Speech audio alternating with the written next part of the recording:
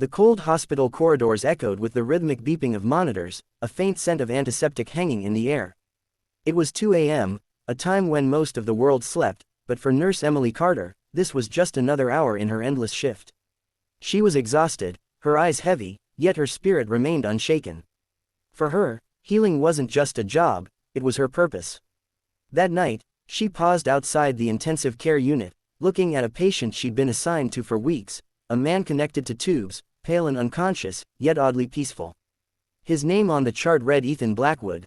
What Emily didn't know was that Ethan wasn't just any patient, he was one of the wealthiest CEOs in the country, owner of Blackwood Enterprises, a name whispered with awe in the world of business. But at that moment, he wasn't a billionaire, just another soul fighting for life. Ethan had been diagnosed with a severe kidney condition. Despite his power, money, and influence, no amount of wealth could buy him a compatible organ. His condition worsened each day, his will to live slowly slipping away. Behind the quiet hum of his machines lay a truth few knew: Ethan was utterly alone. His parents had passed years ago, his fiancée had left when his illness became public, and the people around him were driven only by his status. Emily couldn't ignore his silent struggle. Every time she adjusted his IV or checked his pulse, she felt something stir inside her: empathy, connection, maybe fate. She learned from the other nurses that Ethan's chances of survival were low unless a donor was found soon. Without hesitating, Emily volunteered for the compatibility test. When the results came back positive, she stood frozen in the doctor's office. "You're a match, Emily," the doctor said gently. She felt tears fill her eyes, not from fear, but relief. Someone's life could be saved. Her family tried to stop her. "You barely know him," her mother cried. Emily smiled faintly. "Maybe, but he's someone's son, someone's brother, someone who still has a chance. And I can give it to him." The surgery was scheduled quickly. Emily never met Ethan before the operation, he was too weak to speak. When she woke up afterward, pain pulsing through her side, the first thing she asked was, "Did he make it?" The nurse nodded. "He did, he's stable." Emily smiled, tears rolling down her cheeks. She didn't want fame or reward. All she wanted was to know that somewhere, a man she barely knew was breathing again. After a few weeks, she quietly resigned from the hospital, moving to a small town to recover and start anew. Months passed. Ethan Blackwood, now healthy, sat in his penthouse overlooking the city skyline. He remembered nothing about his donor, only that an anonymous young nurse had saved his life. Yet something about that act haunted him. For the first time, money felt meaningless. Gratitude replaced arrogance. He needed to find her. After weeks of searching through hospital records, one file caught his eye: Emily Carter. A nurse from a modest background, living in a small town far from the city. Ethan drove there himself, without his assistants, without his bodyguards, just as a man who owed his life to a stranger.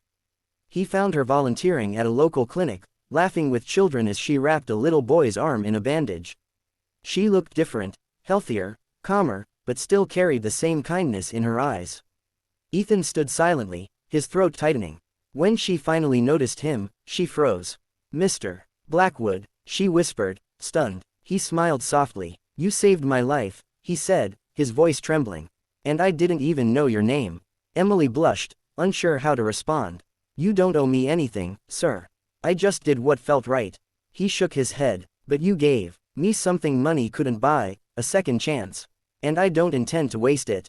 Over the next few weeks, Ethan kept visiting the clinic, helping fund new equipment, sponsoring patients, and sharing quiet lunches with Emily between appointments. What started as gratitude slowly turned into something deeper. Emily reminded him what it meant to live simply, to care without expecting anything in return. And for Emily, Ethan became a reminder that goodness can change even the coldest hearts. But challenges soon followed. The media found out about the mysterious nurse who had saved a millionaire's life. Paparazzi surrounded Emily's home, twisting her story, calling her a gold digger. Rumors spread that she had planned it all to get close to Ethan. Ethan tried to protect her, even offering to take her away from the chaos, but Emily refused. "I didn't do this for headlines, Ethan," she said firmly. "If people can't see the truth, it's okay. I know why I did it, and that's enough." Ethan admired her strength even more. For the first time, he realized how little he had understood about kindness, humility, and love. He withdrew from the spotlight, letting the noise fade. Then one evening, Under the golden sunset, he met Emily by the river where she often went to clear her thoughts. I built an empire, Emily, he said quietly, but I never built a life. You taught me what that means. She smiled, eyes shimmering. And you reminded me that one good choice can change someone's world. He took her hand gently. Maybe we can build a life together. Tears welled in her eyes, not from pain, but from the pure, quiet joy of two souls finding peace after struggle. Years later, Ethan and Emily founded the Carter Blackwood Foundation, providing free medical aid to those in need. The logo bore two intertwined hearts, one representing a nurse's compassion, the other a CEO's second chance. And whenever people asked about their story, Ethan would smile and say, "She gave me her kidney, but more than that, she gave me her heart."